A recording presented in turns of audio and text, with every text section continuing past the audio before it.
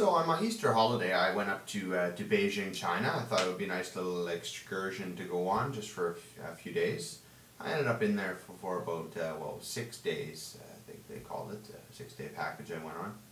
I was deciding on a few different places actually. We were originally thinking of going to Seoul, Korea, but there was just something that started attracting me about Beijing. There's so much you hear about it, and I was trying to think anything I could think of that was special in Seoul that you really hear about, like growing up as a child, like you're in elementary school and you hear about this place or something.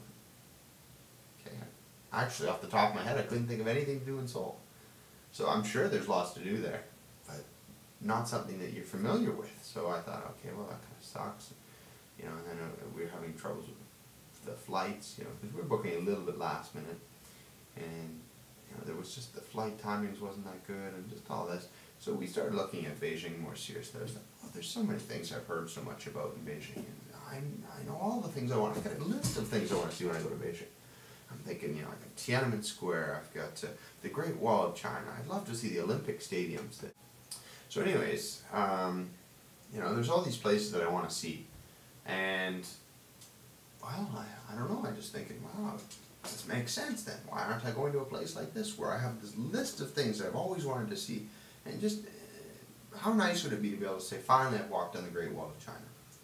So that's just what we ended up doing. We ended up booking a flight out on a Tuesday afternoon.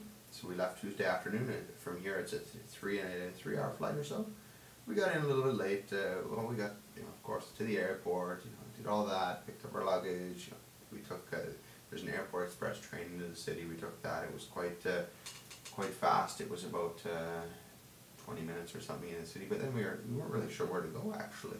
And everywhere we asked, hey, where is this hotel? Because we booked a hotel that was supposedly quite close to Tiananmen Square and everything. And nobody knew. In fact, the one metro station they sent us the wrong stop. And this is messed up. So that's one regret we had, is we didn't really ask clearly enough when we booked, hey, what metro station is this close to or whatever. So we finally found the right metro station, and then, it's like, well, nobody still knows where it is though. So we ended up taking a taxi from there, which, didn't cost much, of course, but still, we got in quite late, so we didn't do much our first night there. But the second day was really cool. We went down and checked out Tiananmen Square and everything. One thing that I noticed both about Tiananmen Square and the metro, though, is there's very high security, which, shouldn't be much of a surprise, though. Tiananmen Square obviously has had some problems in the past. It's probably one of the, no question about it, it's the most protected place in all of China right now.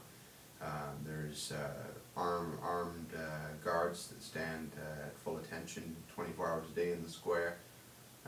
There's a bag security x-ray check when you go into any of the entrances to the square. There's tons and tons of ununiformed police that you have no idea about in the square. It's quite an intense little thing for a big empty square, essentially. It's very large though. People always say, it's just this huge thing. Didn't shock me that much, the size of it actually, but it is quite large. Granted, I'll give it that. Part of the reason I guess it doesn't look so big is because there's actually the Mao Zedong Memorial Hall in the middle, so you can't really feel like a whole big square because it's kind of divided with that big building where they stored the body of Mao Zedong for everyone to view, which I also went to see on my trip, but that was a 2-hour wait to get a 10-second glimpse at him, so that was kind of strange, but I just wanted to say I had that experience. So we also did do the Forbidden City, which was also quite incredible. So that was impressive enough already. I already felt like, oh, this trip was worth it already. I haven't seen anything yet really. I've been to Tiananmen Square though. I've been to the Forbidden City. These are things that people dream of. I had my picture in front of the big Tiananmen Gate there with the portrait of Mao Zedong there. That was enough for me right there. I was just like, this is great. So we went to the Summer Palace the next day, which I was kind of like, why are we going here? It's the same thing as the Forbidden City, really. It's a bunch of palaces and stuff, but it was interesting there. We got lots of pictures and things the things we did there. That was really incredible for us. And where else did we go? We went to the Olympic National Stadium, I guess it's called, which was the Olympic Stadium for Beijing 2008. It's where they held the opening and closing ceremonies and I think some soccer games or something. And also the National Aquatic Center, which is where they always had the swimming events for the Olympics. It's right across the street actually from the National Stadium, so that was really neat to see as well, just get my picture taken with those.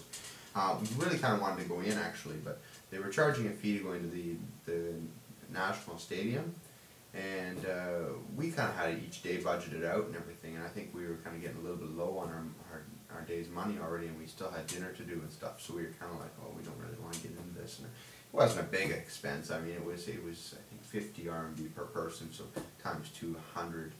I don't know how much US dollars that is, 12 or 13 US dollars. I mean, still, it's too bad because I thought, at least that's something you can say you've done then, but whatever, once again, I mean, if you can't do it, you can't do it.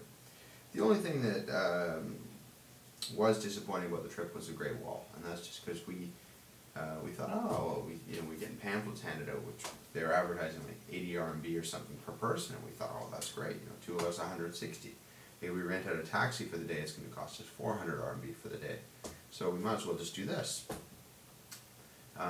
Anyways, we figured out quite quickly it wasn't really worth it, because first of all, they did charge us more. They charged us 110 per person, which I wasn't angry about because it was a little bit more. It was nothing. I mean, it's still a good deal. The fact was they lied. I was quite angry about that. I was like, why are you guys lying? Just tell us, 110 right away. I'm happy. Don't give me a pamphlet saying 80 and then, don't say anything different. Confirm the 80 before we get on the bus, and then when we get on the bus, it's 110 all of a sudden. It's ridiculous. And then,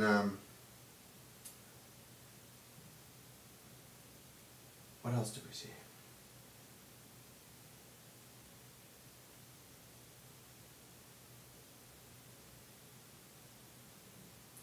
Oh yeah, so anyways, when we got on the bus ended up being like, we got to the Great Wall but only for an hour, and then there's, they did stop at the Ming tombs and we've seen that for half an hour, and a temple, and tried to show us that, but everything else, they made a couple stops along the way too, trying to sell us like jade and fancy jewelry and stuff for these crazy salespeople that thought they were big managers of casinos and stuff, and just coming in and having people clapping for them and everything. It was just ridiculously crazy, that. So yeah, I wish I got that taxi in hindsight, because I would have liked to go to the Beijing Zoo too, and we didn't get a chance to do that. We did get a chance to have the Peking duck though. I've actually got an authentic card here saying, let's see here, to the Great Wall, a trip for real heroes. Peking duck at Quanjued food for real gourmet.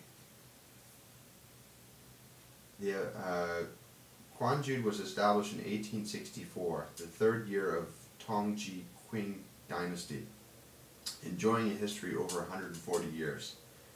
And then I've got a number 3153525. The above number is the roast duck we have served from 1864 on. So it's kind of neat. They give you an official card saying you've had their duck, which is the official Peking duck apparently. So that was kind of neat.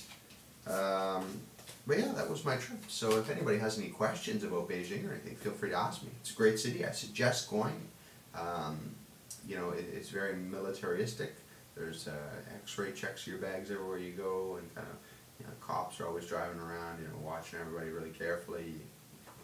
You don't have that freedoms that you may have in a country running a democracy.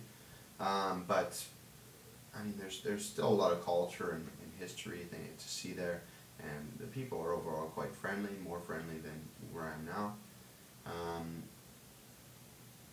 So it's worth just going to check out.